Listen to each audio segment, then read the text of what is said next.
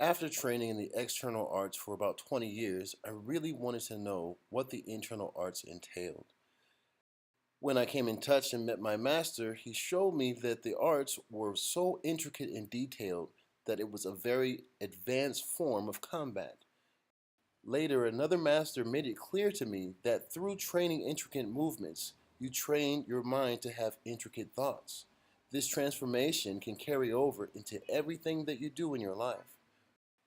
By continually demanding more precision and more depth within every technique, your mind also demands more details of every aspect of everything you see. In short, it's a catalyst for your own evolution. And this is the reason Bagua has been kept secret until now.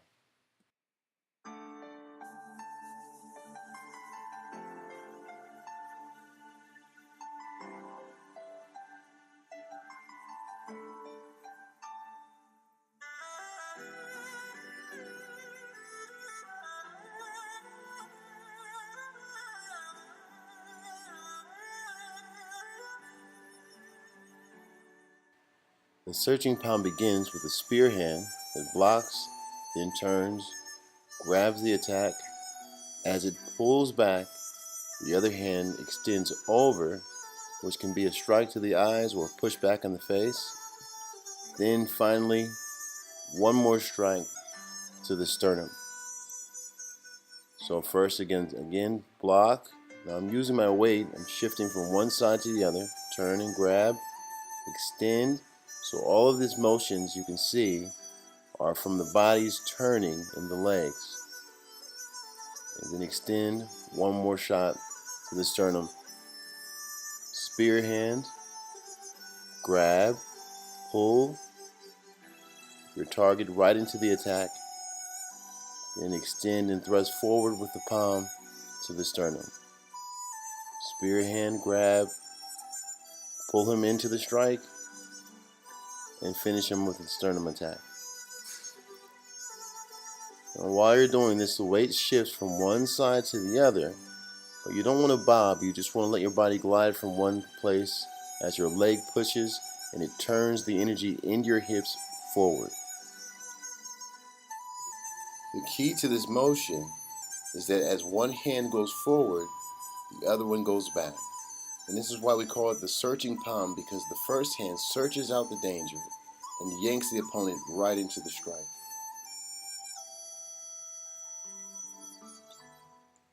It's important that the body turns and shifts and the arms themselves aren't using any energy. Also, your arms continue to have a slight bend at the elbow as they extend outward. Slowing it down again, you do 1, grab, 2, finally 3. First the strike to the face to knock him off balance, and the strike to the body to finish him off.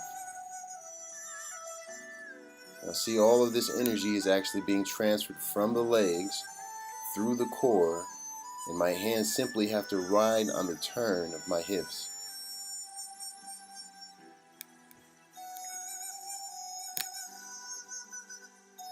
First, practice this movement from the stationary position. Once you get comfortable, you can practice the stepping. It should flow, but it should also pop, snapping into the target at each moment.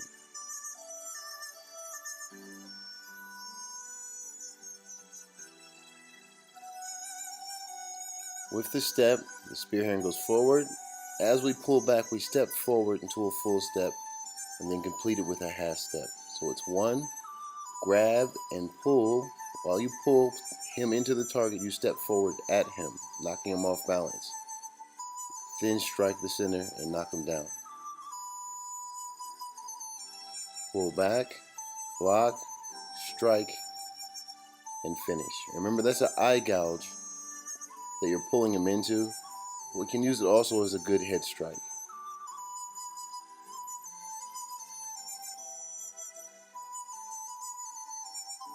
Here it is in regular speed. Keep the weight low and keep it in the back. That half step goes a little longer to drive the palm right through the target.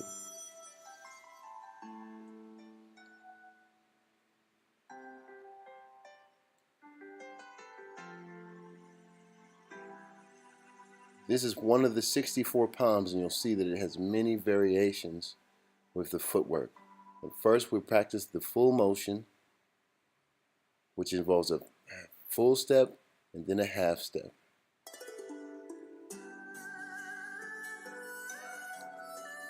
Now we're going to do it backwards. Spear hand, now we step back as we strike and finish with the palm.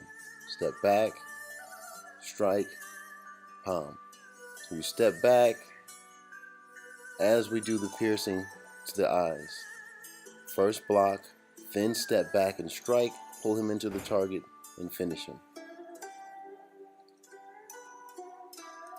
Every motion should be able to be done backwards and forwards.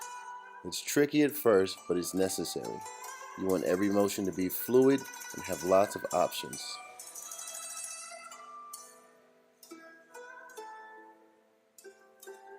Now as we get into the flow, you'll see I can let my hands fire off just as long as I use the energy from my hips. And I can almost do two motions as I'm stepping back one time.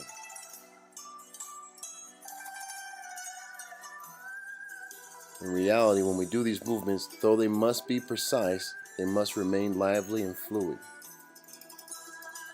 Keep your weight low as you step back, because if you lift up, they can tackle you and take you to the ground.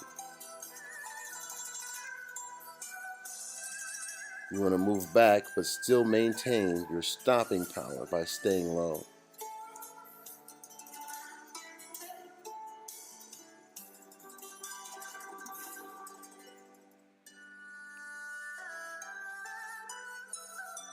And we'll start here. This is just a half step. It's basically a stationary step with the right leg in front.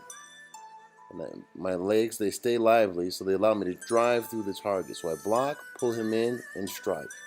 This is the easiest variation of this movement and most realistic when you're in a fray.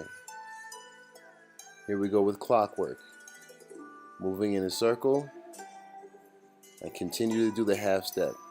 Block, pull him in, strike, and finish off. All these motions, the attacking motions, are on the lead hand now. Doing the clockwork going the next direction.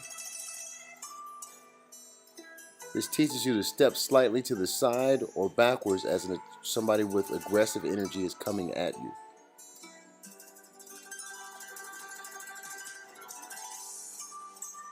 Now this is what I call the crosswalk.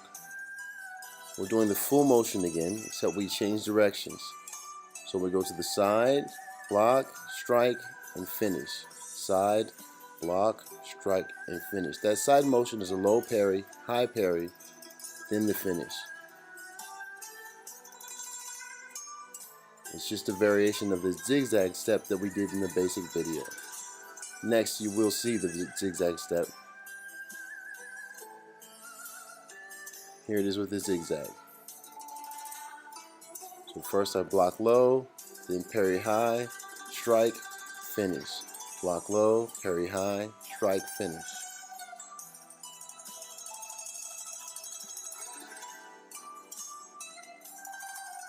It's important to feel that the legs are driving the hands into the target. It should not be your hands moving by themselves. See how the energy looks different? It flows. That's because my legs are driving. First, the legs carry the body, and the body carries the hands. Here it is with the T-step. A quick T-step review moving forward. Step and turn in the angle 45 degrees. Now I extend that block, pull him into my target, and strike. Step, pull him in, strike. By stepping to the side and pulling him, you are sure to knock him off balance with good force.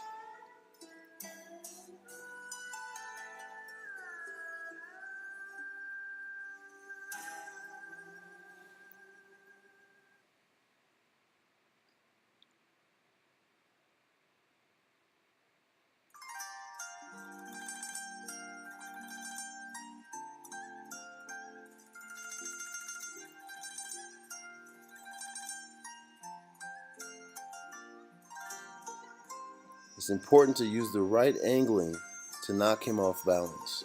So check your feet make sure they're pointing in the same direction as the hands.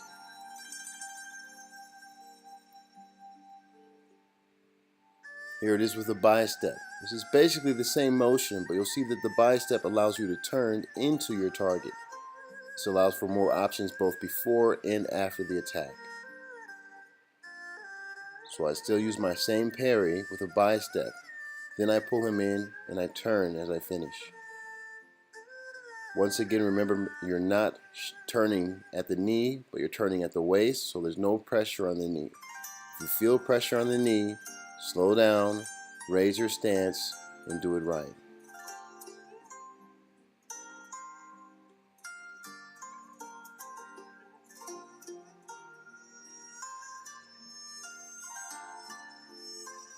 You'll see how the bi-step allows me to pull myself forward more fluidly than just a straight step. Here it is with Ko, turning the other direction. It's more complicated. Spear hand, strike, turn, and finish. So again, with the spear hand, I'll slow it down one more time. I pull him in as I do the Ko step. So I'm striking him while I'm turning, which means that he'll be blind while I turn. This is why I strike and turn into the target. Pull him in after blocking and finish in the stomach. Pull and that Ko step. Strike and finish. Once you're comfortable with this searching palm movement, you'll realize that you can do it anywhere in any position.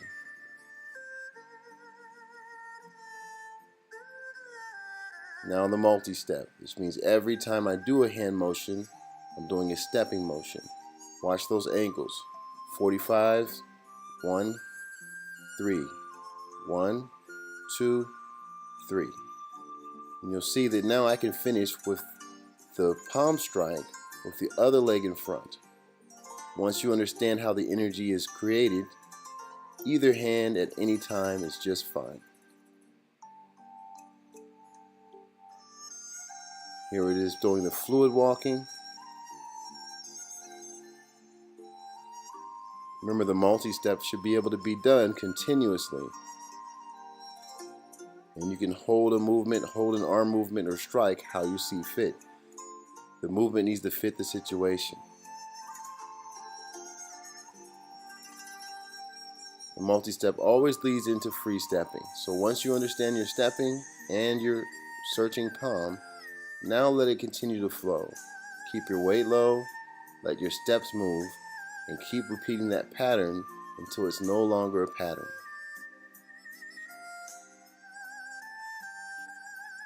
You see, I can throw in an extra spear hand if I need to. For defensive purposes, I can use the rolling spear also in between.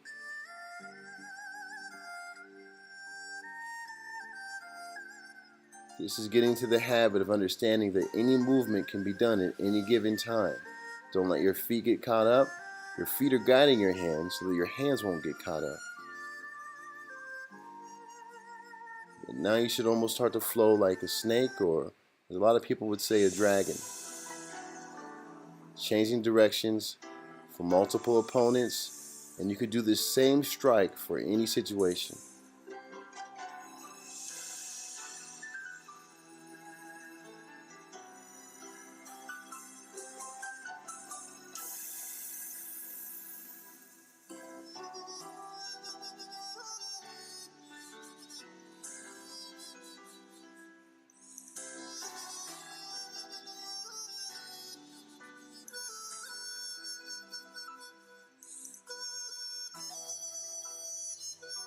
Here we're going to start with a single palm and on the treadmill. In case you don't have a lot of space, a lot of people have treadmill equipment they can use, and you can do this for miles.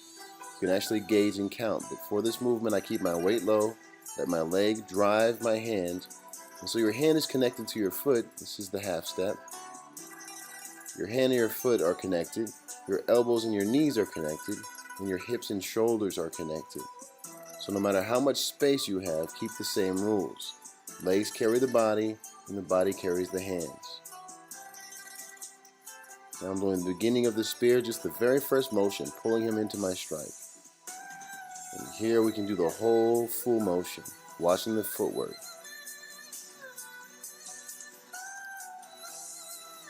Get comfortable with that pulling and stepping at the same time. That's the hardest part of this movement, but the most important. Now we're speeding it up, back to the single palm. Make sure that every movement stays low and your elbow is connected to your knee as it drives to the center of the target. Don't extend your hand all the way or you'll lose the power. And now here's the full motion again. This is more like the multi-step. Every step now I'm doing a hand motion.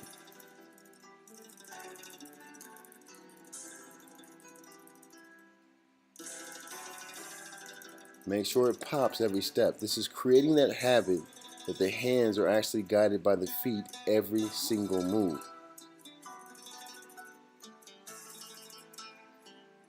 Now when using weapons, you'll see that it changes the nature if you understand the nature of the weapon.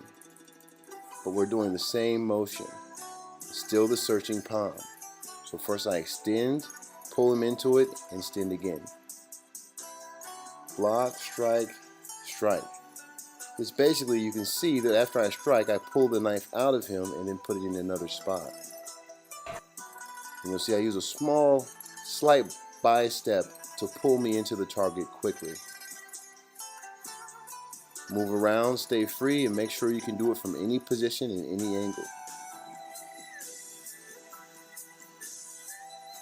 I can also change the angle of the blade depending on what's coming in at me. Like I said, understanding the nature of the weapon will show you how to use the attack. Here it is off the offhand, which means instead of the front, it's on the backhand, it's on the front. So I block, strike, and finish him off with a palm.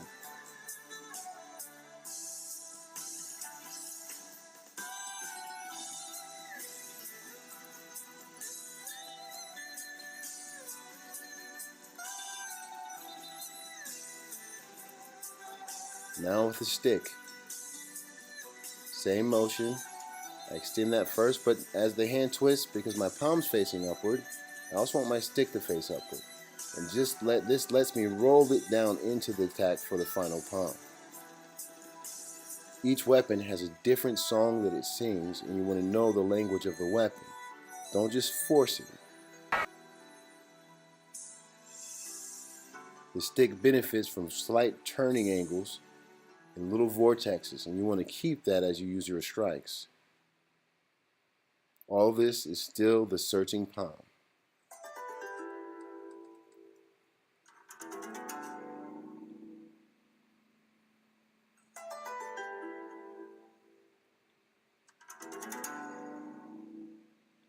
Now off the offhand. So I block with the spear hand the same as before, and I pull him into the stick strike, finish him with the palm.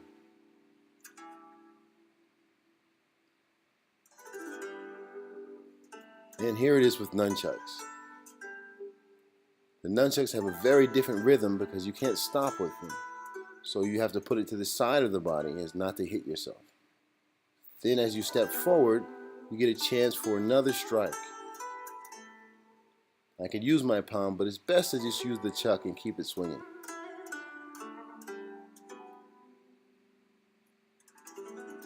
Turn it up, turn it off, turn it down.